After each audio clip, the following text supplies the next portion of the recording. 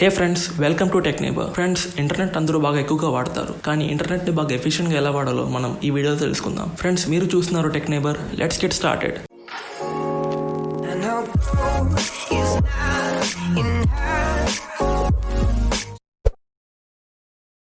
Friends, మనం online streaming అయితే ఎక్కువ చేస్తాం, కానీ మనం మూవీస్ అయినా వెబ్ సిరీస్ అయినా చూడడానికి బోల్డ్ వేరియస్ ప్లాట్ఫామ్స్ అయితే ఉన్నాయి. హాట్స్టార్ అయినా, నెట్ఫ్లిక్స్ అయినా ఇలాగా.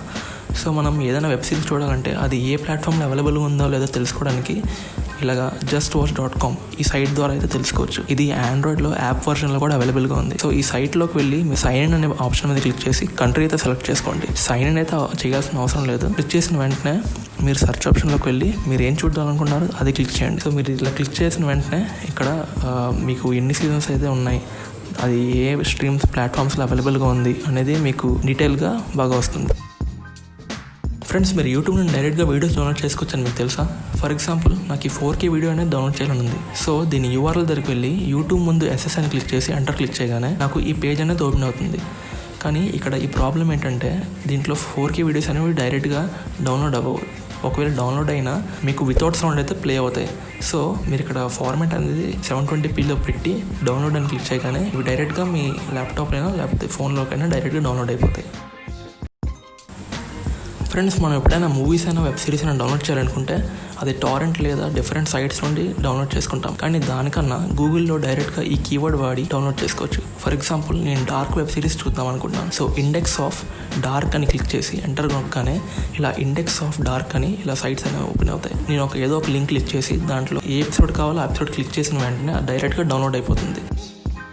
ఫ్రెండ్స్, మనం డాక్యుమెంట్ ఫైల్స్ షేర్ చేయడానికి చాలా వరకు PDF ఫైల్ ఫార్మాట్ అనేది వాడతాం. కానీ PDFస్ని ఎడిట్ చేయడానికి లేదా కంప్రెస్ చేయడానికి మన దగ్గర ఫ్రీ సాఫ్ట్వేర్ అంటూ ఎటు ఉండదు. సో దానికోసం మనం pdfcandy.com దీన్ని ఈ సైట్ అయితే వాడచ్చు. దీంట్లో కంప్రెస్ చేయొచ్చు, కన్వర్ట్స్ చేయొచ్చు, వర్డ్ ఫార్మాట్లో, ఎక్సెల్ ఫార్మాట్స్లో. ఫర్ ఎగ్జాంపుల్, నేను ఒక PDF ఫైల్ని కంప్రెస్ చేద్దాం అనుకుంటున్నాను.